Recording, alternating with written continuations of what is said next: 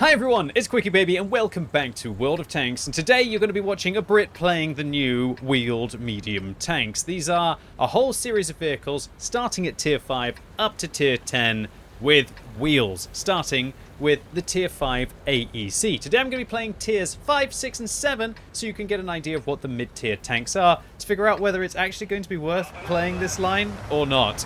And stay tuned as I will have gameplay coming up on the channel of 8, 9 and 10.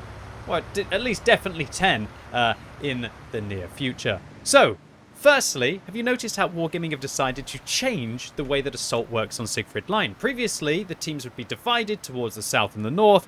Now, everybody just blobs in the center with regards to the spawn. Now, this is fairly interesting because previously, when you used to spawn towards the south, you had an opportunity to just rush south, and it was one of my favorite tactics for assaulting on Sigfried Line. If I attack the south early, quite often I can go and dig in towards this kind of water area around here in the K90 region of the map. And then from there, I could be able to start to spot tanks that were trying to cross, or I could just try and fight it out and try and actually win that engagement. Now, however, because we will spawn in the center, it takes too long to be able to get towards the south compared to if you'd spawned there, and so it's definitely a lot harder to be able to rush at the start. The only advantage, I guess, now is that the team that's attacking could choose where to go, right? So let's say that you're a heavy tank and you want to just go into the town. Fine, you can go towards the town. Let's say that you're a medium tank and you wanted to fight on the north of the map, but you spawn south, well, you're going to have an opportunity there. So Sigfried Line Assault definitely changed. Not quite sure whether it's for the better or for the worse yet. I'll have to see in the upcoming months. All I know is it's going to be a lot harder to get that initial attack going on the south or the north. But I guess an advantage will be that artillery should be safer from vision, possibly, at the beginning of the game, and they'll have an opportunity to either extend towards the flanks, whereas previously a slow artillery would be spotted by a fast-wheeled vehicle. Talking about fast-wheeled vehicles, these are not them. We can see that we're driving along at 60 kilometers an hour, which is pretty much the same kind of speed as the Cromwell. And wow, look what the wheels kind of do in that kind of a position. This is the AEC, the Tier 5 British wheeled medium tank, and it's a bit of a weird one. It kind of feels... It doesn't really feel like anything else at Tier 5 because of this crazy rate of fire. It kind of feels as if it's like a Matilda gun from Tier 4 up at Tier 5, which isn't exactly a good thing. Now, one thing this tank does have is damage per minute, because look at that rate of fire. It's got 1,900 base damage per minute, but only 90 alpha damage. Now, that's significantly better than the Matilda, and you have got way better damage per minute, but you are at a whole higher tier, right? The Tier 5 British medium tank currently... Gosh, I can't even remember what it's called. A Cavalier, right? It's a Cavalier, and it's basically like a baby Cromwell. And it does play a little bit like this tank. They both have the same kind of turret. This one much taller. Super easy to pen. This thing only has 16 millimeters of armor on the front of the hull and on the side of the hull, and 18 millimeters on the front of the turret. So if a 60 millimeter caliber gun hits this tank, it's always going to overmatch. And I did notice when I was playing this vehicle on release day, there were quite a few people out there playing tanks and using high explosive rounds against this. So yeah, you know who you were, all those filthy players out there who were firing HE at me and all of the other AEC players. But you know what? That's what gaming is about, right? It's about playing the system in your favor. And if you know there's going to be a huge amount of tanks that have very bad armor on release day, probably with bad crews and not elite and just not in a good position, it's a great opportunity for you to be able to farm. So one thing that I really like about this vehicle is its 10 degrees of gun depression. I'm trying to track this Hetzer, and I'm kind of surprised this guy has such a good repair crew on their Hetzer. Look how quickly they repaired there, and how quickly they're able to turn. I guess that's because a lot of people on their Hetzer, it's one of their favorite tanks at Tier 4, so am I really that surprised that they have an incredibly good crew? Most Tier 4 tech tree tanks, if you do track them, they're probably not using repair crews. And so I thought that if I invested in the tracks with that great rate of fire, that I could be able to finish them off, but it wasn't the case, and the Hetzer's still alive and kicking. And this game is razor close right now. We are down by 600 hit points and a frag, so we're going to have to try and get back into this one. Talking about Matildas at the start of the game, I'm going to have to fire gold at this Matilda's turret. And this tank, its standard penetration is 121. It's not great for a Tier 5 medium, but definitely not bad. But its gold pen at 180 is really nice. It kind of reminds me of the Crusader, when that was, I believe, a Tier 5 medium, and now it's actually a Tier 6 light tank as far as I can remember off the top of my head. That vehicle used to be very good with gold with the stock gun as well, and this gun feels quite similar to that. And I have to admit, the gun handling on this vehicle and the rate of fire, you can fully aim in between your shots with its 2 seconds, and it's not got the worst bloom after firing as long as you're stationary, and you can pick apart tanks quickly, although be a little bit careful there with missing that shot on the M10 RBFM. And we've done some decent damage. Although, you'd be thinking with the amount of rounds that we fired this game, that we would have done more, right? Oh, Lefe, now I know where he is. I'm going to hopefully be able to come after him. We'll have to find out where this AEC on the enemy team, who hasn't been spotted the whole time. So as you can see from my equipment, I've elected to use Vents gun rammer coated optics on this tank. For a lot of players, if you don't have a premium consumable and you don't have a good crew, you're most likely going to have to use binoculars on this tank. And that is one of the advantages of the British wheeled vehicles compared to the French wheeled vehicles. The fact that not only do you have decent view range at tier 5, so you can spot for yourself in that regard, that you can actually use binoculars. So for all of you free-to-play players out there who don't have great crews, premium consumables, blah, blah, blah, and you couldn't be able to reach 450 meters view range with coated optics, you can be able to do so if you want to do some passive scouting in a bush. However, camo rating, oh my gosh, it's only 9.8 base on this tank when it's moving. That is not great for a medium tank, and you are not going to be very sneaky. Plus, good luck trying to hide yourself in most bushes in the game. So we're just going to auto-aim here, be aggressive, try and take the game to this M4A1. Nearly actually end up destroying myself by reversing into him. That would have been a weird one. But we pick up our 4th kill, and a casual 2,900 combined. So all in all, what do I think about this one? It's okay. It's not great. It doesn't really do anything new. Looks like an absolute freak. Has awful armor, so it gets overmatched by everything. Basically, you want to use its 10 degrees of gun depression and its high damage per minute to just go crazy on your opponents. Would thoroughly recommend gun rammer, vents, and on your gunner, I would recommend having the Deadeye perk so you can be able to do extra crits to your opponents as well. A very generic vehicle that really doesn't bring anything new to the game, but is a good stepping stone, hopefully, for the better vehicles next. Now we're going to be playing in the tier 6. This is called the Staghound. Visually quite similar to the AEC, and really statistically very similar as well. Both of them have 4 wheels and a 2x2 format. The Staghound, it's basically just a little bit better in every single way. It's as if Wargaming were just kind of turning the sliders up a little bit. And then again, that's how you balance a 10-tier system game, right? The real thing that sucks about this tank is now you've lost that lovely 10 degrees of gun depression. You've got 7 degrees of gun depression instead. So it does make it oh so much harder to be able to work a ridgeline with this vehicle. And also, the tank's damage per minute is barely any better than the previous vehicle. And while you do have the increased alpha damage up to 125, when you think that this vehicle is now at the same tier as something like a Cromwell, which has 135 alpha and has much better penetration on its standard and a little bit better penetration on its premium, you can see that Wargaming are really encouraging people to load the gold with these wheeled vehicles, because there's a huge disparity in the gold rounds. 138 goes up to 190. You think that Wargaming in 2023 would be wanting to kind of reduce the disparity between regular rounds and gold rounds? It kind of feel like these tanks have a little bit of an identity crisis. Like, what do Wargaming want from them? Because I can tell you, it's not really crazy mobility.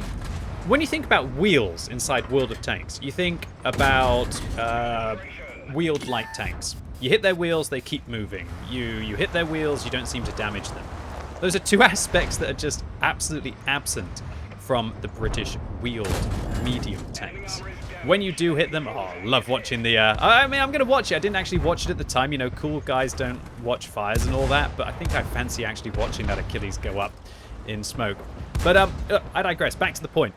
So, with the British wheeled mediums, as opposed to the French wheeled light tanks, when their wheels get hit, they get slowed down by like 60% for each wheel that pops. And I think I had 3 wheels damaged on the next tank that I'm going to play, and I got slowed down by something like 80 or 90%.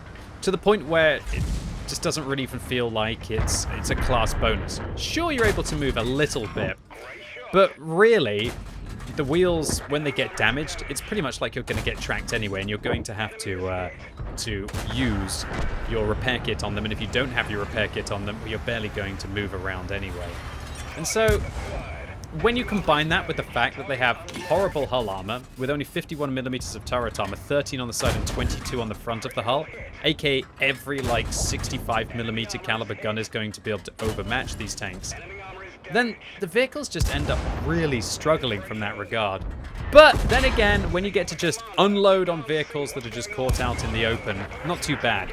And with the, I guess they have the enhanced auto-aim feature where you don't even have to accurately click on the enemy tank and still be able to get the auto-aim going. From that perspective, they're pretty good.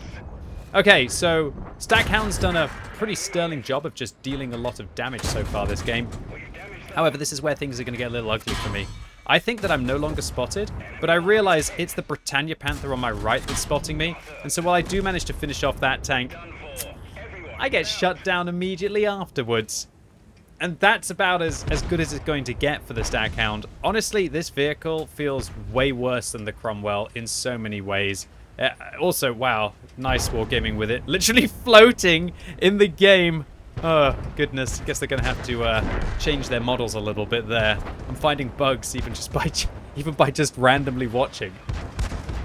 When I compare the Staghound to the Cromwell, it's just really ugly. Worse damage per minute, worse penetration, worse alpha damage, lower amount of shells that it can take into battle, worse accuracy, although it does have significantly better gun handling, worse gun depression, worse top speed, worse power to weight ratio, worse traverse speed, massively worse traverse speed, almost by half, worse armor, and to round it all off, more expensive shells. I really don't know what wargaming were going for with this vehicle, thinking that they could just whack in a tank that is just worse than the Cromwell in pretty much every single way, and have wheels that were somehow going to make up for it. And spoilers, they really don't. So I'm sure a lot of you are hoping that maybe things get a little bit more interesting when you reach tier 7. And I'm happy to say, yes, they actually really do, with the FSV Scheme A.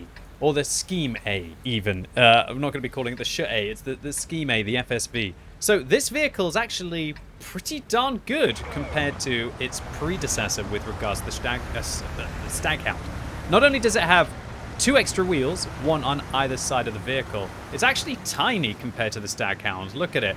And this vehicle has 30% better camo when moving, and also when stationary, than the Staghound base. So this is actually one of the most sneaky tanks at tier 7. It's kind of comparable to a light tank within that regard, which is what I really think that I was hoping Wargaming were going to do with these mediums. Make them a bit more like lights, give them maybe a little bit less DPM and so on and so forth. You could understand they have a slightly better gun than a light tank, but maybe in between a light tank and a medium tank within that regard. They really failed at tier 6, but I think they've done a pretty good job with the Scheme A at tier 7. I'm going to show you why. So this vehicle is a significant upgrade in pretty much every area over its predecessor. Now it is going to be using a 75mm gun, but funnily enough, the 75mm on this tank is actually hitting harder than the 77mm that you would have on the Comet, actually, which is another tier 7 medium. Definitely looks like this is more of a light tank, right? Absolutely tiny little thing within that regard. So not only do you hit for 5 alpha damage harder than the Comet, you don't have that much of a worse rate of fire. And in some situations, maybe in a Comet with its 12 degrees of gun depression, the scenario I could probably just sit there and just blaze against my opponents. When you're only firing like 1 shot and you're getting spotted, maybe 2 shots, then you've got to fall back and hide for a little while, this gun actually feels really nice. On top of this, it actually has 185mm of pen on its standard rounds. Much better than the Comet, which I think gets like about 150. And on its premium rounds, we're talking about 220, which is kind of starting to push the region of at least a tier 7.5, if not a tier 8 tank, at least back in the day. Maybe not in 2023 in World of Tanks. While unfortunately the damage per minute is actually a little bit less than the previous vehicle, that's something that I'm perfectly willing to accept, considering how consistent the penetration is on this tank. However, there's one thing that really does kill this vehicle for me, and that is the 5 degrees of gun depression, which means that you just can't work a ridge line at all. So it's very much a case of you kind of got to just get up into a bush fire and then pull back, or be firing on the flat, or hope you're not on any kind of maps which require any kind of gun depression to be effective against your opponents. But here, engaging this tier 7 medium tank at decent distances with a tier 7 medium tank that really doesn't look like one, this is a decent vehicle. I think it's a really good one, and it's the first of, shall we say, the exciting tanks along the British wheeled medium line. Another thing that I really enjoy about this vehicle is it actually has really good gun handling. We're talking about 0.12 when moving, 0.12 when turning the tank, and also 0.06 when turning the turret. Which means on a tank like this, you really don't need to have vertical stabilizers at all, in my opinion. I think you can go and use coated optics gun ram events instead, which will help the damage per minute on the vehicle. It's going to help everything with regards to the vents, and you're also going to have decent view range. One of the aspects of this tank that isn't great compared to the Comet is the 370 meters view range that it has, whereas the Comet is packing 380. Now with 380, if you use a premium consumable, recon, situational awareness, and you're also using vents on the vehicle, you can pretty much get away without using coated optics, thereabout. But on a tank like this with 370, no, you're definitely going to have to use coated optics. But yeah, just be careful with working a ridgeline, as you can see here. It's just really not going to work. And yeah, I just have to admit, this gun handling is pretty darn decent. Although, considering we've been firing for 4 minutes, I've done 1,000 damage. It's not nearly as good as, say, a T20, for example.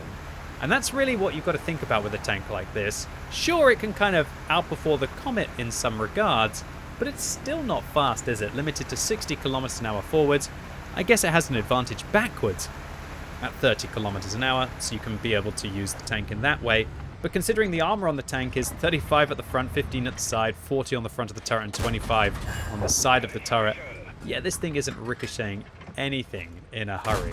But to have the penetration to consistently go through Tiger 131 here at this kind of distance with our standard rounds, I'm definitely not complaining. The only thing that feels a little bit brutal with this vehicle is it only carries 50 rounds of ammunition. So you definitely want to have 2 builds, but you're going to have all the field mods to be able to do that, or at least the first couple of field mods. When I say 2 builds, what I mean is I would recommend having one with lots of standard rounds when you're meeting those tier 5 and 6 and 7 tanks, and then one with premium rounds for you're meeting those kind of more your 8s and your 9s, because you're most likely going to run out of standard rounds in a nice matchup and run out of gold rounds in a nasty matchup if you take a balanced amount for each. Okay, so pretty close game here again. We're up by 2 tanks. But we're actually still down by hit points. And I'm just going after the Stura Mill here. Luckily, the Stura Mill misses. Not sure if that was the 128mm or the 105mm, which definitely changes the way the Stura Mill works. And we do have to overexpose ourselves on this ridgeline because of those 5 degrees of gun depression. But nevertheless, we shut down Invincible mode playing in their Stura Mill. And I've lost half my hit points now, all to this little arty. I'm going to fire a regular round. I'm going to fire an HE round just to the left of the gun. Doesn't roll quite high enough, so we're going to go back to a regular round to be able to finish off the GW. But at least I get to keep one of my regular rounds there. Plus, I could have high rolled. It's got 200 alpha, so in theory it could roll up for 250 in that situation if we pen it. And suddenly, things are starting to look pretty sweet for me. 2,700 damage and a couple of kills and a few vehicles to go after here. And uh-oh, dear goodness, there's a VZ-44. Hits us once. We actually bounce off the side with a gold round, which isn't good. And a bit of a misplay there by me because now I'm down to a one-shot. And I think he just fired underneath my tank. Now, I don't hang around there because I don't have the gun depression to really work the ridgeline. I'm asking this Stag Hound for help, but I guess, they want to be able to cap. I think in this kind of situation, it would arguably be better to not cap and to come and try and help, considering I'm against 2 tier 7s here, heavy tanks, who are, they're not in a platoon, actually, so maybe their coordination will be a little bit poor. I realized at this situation that I kind of got myself into a little bit of a sticky situation because of all of our team is situated towards the south. You can see this VZ's aiming for me. Do they spot me through the bush? They don't actually spot me through the bush. So I'm going to get behind the Stura Mill now, just in case I was spotted. Just wait for him to go after the Stag Hound instead. The Tiger's actually coming up on the ridge, and this is where the tiny size of this tank really helps out. I'm able to use my speed to avoid the Tiger while using the size of the vehicle to hide using the Stura Mill, and I'm trying to go after him. I'm going to fire one more shot into the back of that tank to try and lower him a little bit more for my team. And then now I go for the tracks, but I miss the tracks, and I fail to take him off. And in retrospect, considering he was using a durability device, I think that was a bit of a poor play. Luckily, I did enough damage to that VZ 44-1 to be able to pick up 4,000 damage, which is very good for a tier 7 medium tank, and I lowered their hit points down enough for the artillery to be able to finish them off. And yeah, I was just kind of hoping in this situation that the KB2 was going to hit the Tiger. Oh, Challenger puts in some good rounds into the side. Come on, buddy, you can do it. Get me a win inside this game. KB2 misses, but the Challenger's going to keep fighting. But the Tiger's actually fighting back against the Challenger, and it was actually the T-30 for 85M that shuts him down. So, the FSV Scheme A. I think this one's actually fairly decent, and when we compare the vehicle to its predecessor, it has a lot of upgrades in a lot of areas, especially the gun handling, so that this one actually feels pretty nice. And it's the camo rating and that little bit of extra view range that really does help. And unlike with the Staghound, when we compared it to the Cromwell, when we compare the FSV Scheme A to the Comet, on the other hand, while the Comet has that raw damage per minute, the FSV actually has the penetration. It has the alpha damage, and I got the Comet's alpha damage wrong. I thought it was 145. It's actually 140, so there's a 10 difference there. The gun handling is much better than the Comet. In fact, its turret traverse is half, but the Comet can use... I'll just shove vert stabs on it instead. But that is an equipment slot that we've lost on the Comet. But to have 7 extra degrees of gun depression just makes the Comet a whole different animal. The FSV is clearly faster, unlike it was with regards to the Cromwell, but considering the Comet has pretty much double the armor, if not triple the armor, yeah, it is a different enough tank. And there's arguments for either way with regards to these two British medium tanks. And so all in all, it's been a pleasure to actually test these vehicles on the live server, because you can't even really play low tier tanks on the test server. You can't even get games. So I wanted to wait for a proper judgment until I was on the live server. And yeah, we managed to get a high caliber in our armored car, finishing #1 on experience there. We got no medal in the Staghound. That was honestly one of the more stinky tanks that I played. We got a high caliber in the FSV Scheme A. We even managed to make a little bit of a tidy profit, even after having to fire those gold rounds as we were running out of AP. And I can tell you that these British medium tanks, they don't really do anything new. Some of them just feel a little mediocre, like the Staghound. The AEC is not the worst thing you're ever going to play at tier 5, but again, it doesn't really bring anything new to the game. The FSV Scheme A is the first one that I would actually think is worth playing and does anything different to any of the tier 7 medium tanks, but not enough considering the scope of opportunity that Wargaming had with these British wheeled medium tanks. It's clear that Wargaming were completely intimidated by the response of the community to the French wheeled light tanks. So much so that the wheels on these British mediums kind of feel more of a hindrance than actually a feature. And accordingly, I really think it's a missed opportunity for Wargaming to add something new to the game, or to increase the already great diversity in their tanks, which means that these vehicles will pretty much be for players who already have everything and have nothing more to do inside the game, rather than a brand new, exciting line of vehicles that everybody wants to play. Anyway, ladies and gents, boys and girls, that was it for today. Really hope you enjoyed this video. If you did, give it a thumbs up. If you hated it, give it a thumbs down. And let me know what you think about the mid-tier British wheeled mediums in the comments down below. Have you been playing them? Have they been lots of fun? Have they been completely useless? Have they been irrelevant? Have they been overpowered? And how have they been doing if they've been on the enemy team against you on the battlefield? And as always, thank you so much for watching. You've been epic, and hopefully I'll see you soon.